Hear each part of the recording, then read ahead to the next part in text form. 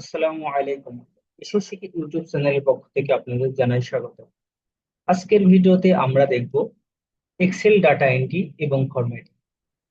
Excel data entry এবং formatting এর মাধ্যমে আমরা প্রফেশনাল ভাবে কিভাবে আমরা এক্সেলের ডাটাবেসকে সাজাতে পারি, গুছাতে পারি, এইগুলো নিয়ে বিস্তারিত আলোচনা করব।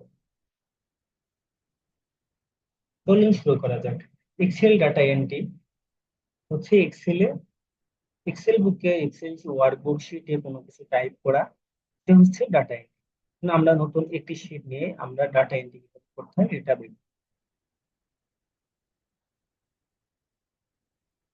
ধরুন আমি একটি স্টুডেন্টের ডাটা কালেক্ট করব, এই জন্য আমাদেরকে যেটা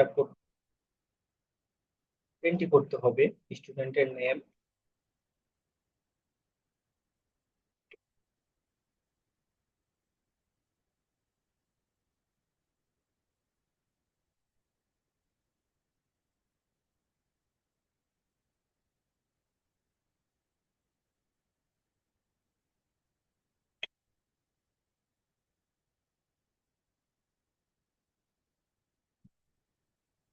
এই যে এগুলো আমরা টাইপ করলাম, এটা হচ্ছে এক্সেলের ডাটা এন্ট্রি। আমরা যে এই যে ডাটা এন্ট্রি করার পরে দেখুন আমাদের কিন্তু এখানে কোনো ফরম্যাটিং নাই, জাস্ট আমরা এন্ট্রি করেছি কিন্তু এখানে কোনো ফরম্যাটিং নেই। এগুলোকে কিন্তু আমরা সুন্দরভাবে এটাকে ফরম্যাটিং করতে পারি এবং সাজায় গুছায় আমাদের মানে সুন্দরভাবে করতে পারি। এটা হচ্ছে টেক্সট ফরম্যাটিং। এখন চাচ্ছি আমরা এইটাকে সুন্দরভাবে ফরম্যাটিং করতে। এটা যদি আমরা সুন্দরভাবে ফরম্যাটিং করতে চাই,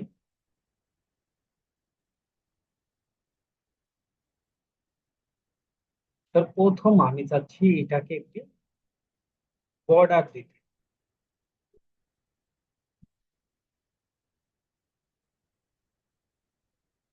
চাচ্ছি এটা বর্ডার দিতে এবং এইগুলো থাকবে মাঝ বরাবর, এই জন্য আমাদের অ্যালাইনমেন্ট থেকে সেন্টার করতে হবে হেডিংটি।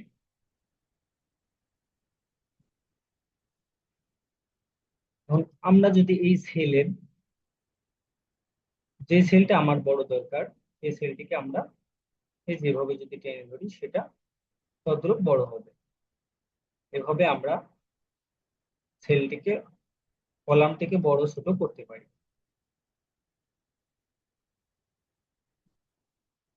এভাবে আমরা গুছিয়ে নিতে পারি। আমরা চাচ্ছি হেডিংটাকে বোল্ড করতে।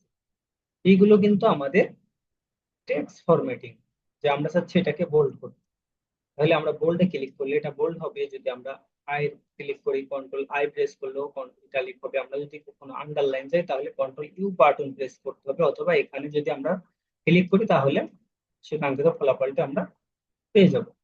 এখন চাচ্ছি যে হেডিংটি আমি দিয়েছি এইটাকে একটি ফিল করব, ফিল আপ কালার করব। আমরা ফিল কালার করব, আপনার সৌন্দর্য মতো আপনারা একটি কালার সিলেক্ট করে সেটা দিয়ে দেবেন। এটা হচ্ছে, এইটাকে বলা হয় হচ্ছে ফরম্যাটিং করা। প্রথমে আমরা ডাটা এন্ট্রি করেছি এবং পরবর্তী এটাকে কি করছি, ফরম্যাটিং করছি। এভাবে কিন্তু আমরা ফরম্যাটিং করতে পারি। যদি আমরা লেখা ছোট বড় বা বিভিন্ন ফন্ট স্টাইল আমরা কিন্তু এখান থেকে চাইলে পরিবর্তন করতে পারি। আমাদের যে ফন্ট ইচ্ছে আমরা সেই ফন্টটি সিলেক্ট করে করব। প্রথম লেখাকে সিলেক্ট করতে হবে, টেক্সটকে সিলেক্ট করার পরে আমরা ফন্টে যাব এবং যে ফন্ট আমার পছন্দ সেই ফন্ট আমরা সিলেক্ট করব। এখন চাচ্ছি যে হেডিংটি সামান্য বড় করতে। এই ফন্ট, এই অপশনটি আমাদের এখানে রয়েছে যে ইনক্রিজ ফন্ট সাইজ, অথবা আমরা এখান থেকে আমরা ফন্টের সাইজ ছোট বড় করতে পারি। আমরা যদি এই কালার, টেক্সটের কালারকে যদি পরিবর্তন করতে চাই তাহলে এইখানে দেখুন ফন্ট কালার নামে একটি অপশন রয়েছে। এইখান থেকে যদি আমরা কালারটিকে পরিবর্তন করি তাহলে আমাদের কালারটি পরিবর্তন হয়ে যাবে। এখন আসুন আমাদের অ্যালাইনমেন্ট অপশনে আরেকটি অপশন আছে, সেটা হচ্ছে ওরিয়েন্টেশন। আমাদের যদি কখনো লেখাকে আমাদের যদি ওরিয়েন্টেশন করার প্রয়োজন হয় তাহলে আমরা এখান থেকে অ্যাঙ্গেল, যে অ্যাঙ্গেলে আমরা লিখতে চাচ্ছি সেই অ্যাঙ্গেলটিকে যদি আমরা করে দিই, সিলেক্ট করে দিই, তাহলে সেই মতো আমাদের ওরিয়েন্টেশনটি হয়ে যাবে। এভাবে আপনার পছন্দ মতো আপনি লেখাকে ওরিয়েন্টেশন করতে পারবেন। আমি অটো মেনশন এখানে করতে চাচ্ছি না, আমি স্বাভাবিক মতো রাখতে চাচ্ছি। তাহলে আমি ফরম্যাট সেল অ্যালাইনমেন্টে যদি আমি যাই, স্বাভাবিক রাখতে চাই, তাহলে এইখানে যাই আমি, এখানে আমি চাচ্ছি এইখান থেকেও আপনি অ্যালাইনমেন্ট গুলো চেঞ্জ করতে পারবেন। এখানে ক্লিক করলাম,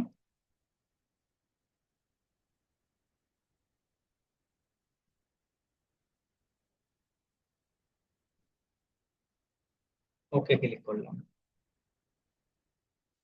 এখন আমাদের এটা আবার স্বাভাবিক অবস্থায় ফিরে আসছে। এখন অনেক সময় আমরা দেখি যে আমাদের যতটুকু কলাম আছে, এর চেয়ে আমাদের নামটা অনেক বড় হয়ে যায় অনেক সময়।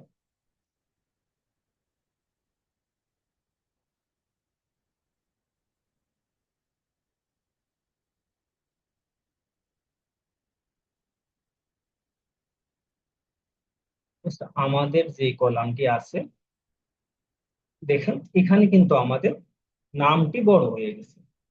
এখন আমরা এটাকে কি করতে পারি, এটা যদি আমাদের এই সেলের মধ্যেই বা এই কলামের মধ্যেই আমরা দেখতে চাই এবং রাখতে চাই, তাহলে এই উপর থেকে কলামকে সিলেক্ট করতে হবে, এরপরে রেপ টেক্সে ক্লিক করতে হবে। এখান থেকে রেপ টেক্সে ক্লিক করলে এটা আমাদের এই কলামের মধ্যে শো হবে।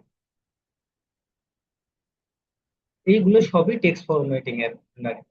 এখন আমরা যদি কোনো কলামকে, দুইটা কলামকে একসাথে করতে চাই, কখনো যদি প্রয়োজন হয় আমরা দুইটা কলামকে একসাথে করব, তাহলে আমাদের কি করতে হবে, এই দুইটি কলামকে সিলেক্ট করে ধরে মার্জ এন্ড সেন্টারে ক্লিক করতে হবে।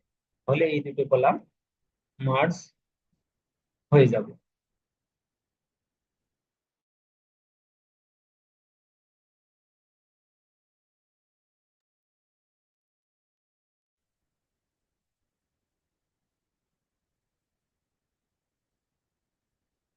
এই ছিল আমাদের টেক্সট ফরম্যাটিং।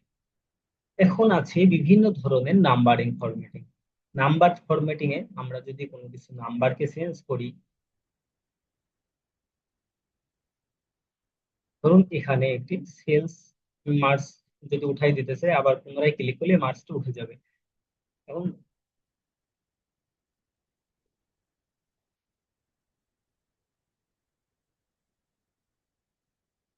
এখানে ধরুন কয়েকজন ব্যক্তির স্যালারি আছে, দেওয়া আছে।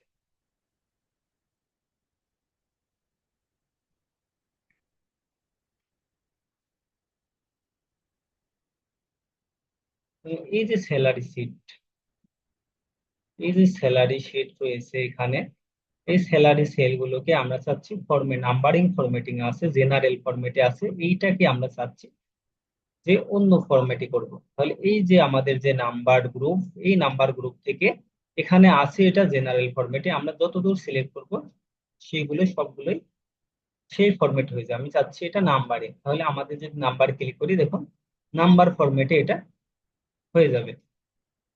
আমি যদি এটাকে কারেন্সিতে কনভার্ট করতে চাই, তাহলে এটাকে সিলেক্ট করে যদি আমরা কি করি, ডলার সাইন চলে আসবে। তো এইখান থেকে যদি আমরা ডলারে ক্লিক করি, তাহলে অ্যাকাউন্ট নাম্বারে পরিবর্তন হবে। এই যে এইভাবে আমরা নাম্বারগুলোকে পরিবর্তন করতে পারি, ফরম্যাটিং করতে পারি আমরা এইভাবে। এখন এখানে আমাদের একটি ডেট লিখছে, ডেট করে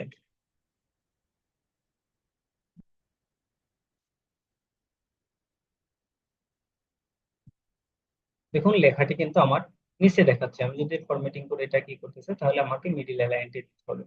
এখন ডেট অফ বার্থ, এই এখন দেখেন অটোমেটিক্যালি তখন কিন্তু এটা ডেট ফরম্যাটে দেখাচ্ছে। আমি যখন করছি, ডেট লিখেছি, তখন অটোমেটিক্যালি কিন্তু এটা একটি শর্ট ডেটে দেখাচ্ছে। আমি যদি এটাকে লং ডেটে প্লেস করি, তাহলে দেখুন এটা কিন্তু লং ডেট যেটা ওখানে ফরম্যাট করা আছে, সেই ডেটা আমাদের অটোমেটিক্যালি শো করছে। এই ছিল আমাদের ফরম্যাটিং এর বিষয়।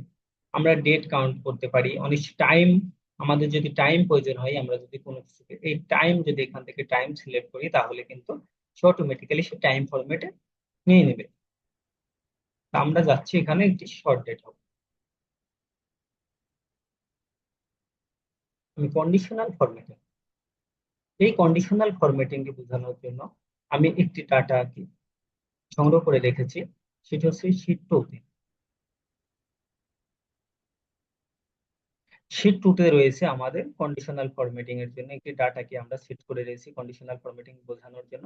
কিন্তু এখন দেখুন আমাদের ডাটা কিন্তু এলোমেলো আছে, কিছুক্ষণ আগে কিন্তু আমরা কিভাবে ফরম্যাটিং করতে হয় সেগুলো কিন্তু দেখেছি। এখন আমি এই ডাটাকে একটু ফরম্যাটিং করে নিই, এই সুবিধা মতো ডাটাকে ফরম্যাটিং করে নিচ্ছি। এটাকে আমি মিডিল অ্যালাইনমেন্ট করে নিচ্ছি।